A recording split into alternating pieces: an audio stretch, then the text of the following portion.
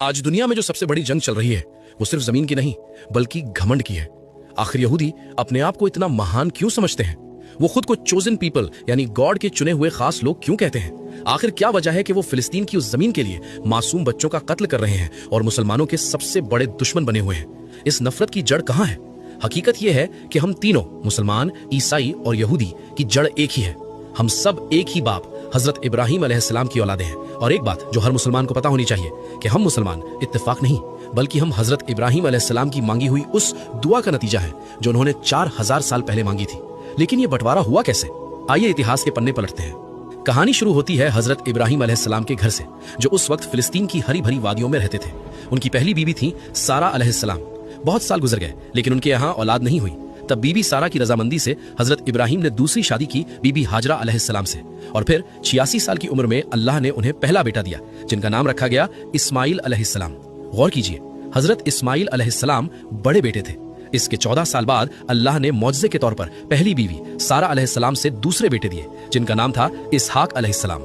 यहीं से दुनिया दो हिस्सों में बढ़ गई। हजरत इस्माइल अलैहिस्सलाम अभी दूध पीते बच्चे ही थे कि अल्लाह का एक सख्त हुक्म आ गया। अल्लाह ने फरमाया कि अपनी बीवी हाजरा और इस नन्हे बच्चे को फिलिस्तीन की खुशहाल और हरी भरी जमीन से निकालकर अरब के उस वीरान रेगिस्तान में छोड़ाओ, वो जगह जिसे आज हम मक्का कहते हैं। लेकिन याद रखिए, उस वक्त वहां दूर दूर तक एक इंसान का नामो निशान नहीं था। न कोई पेड़ था, न पानी की एक भी बूंद, और न ही सर छुपाने के लिए कोई साया। सिर्फ मीलों तक फैला हुआ मौत जैसा सन्नाटा था।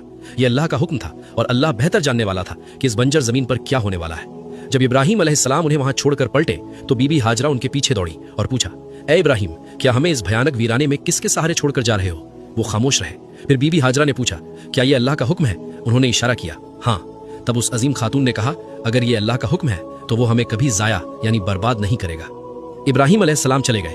पानी खत्म हो गया। तपती हुई धूप में मासूम इस्माइल प्यास से तड़प कर एड़ियां रगड़ने लगे। एक माँ की ममता तड़प उठी।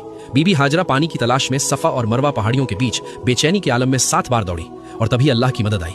नन्हे इस्माइल के कदमों के पास से सूखी रेत फटी और जमजम का चश्मा फूट पड़ा, वही पानी जिसने उस बंजर रेगिस्तान की तकदीर बदल दी।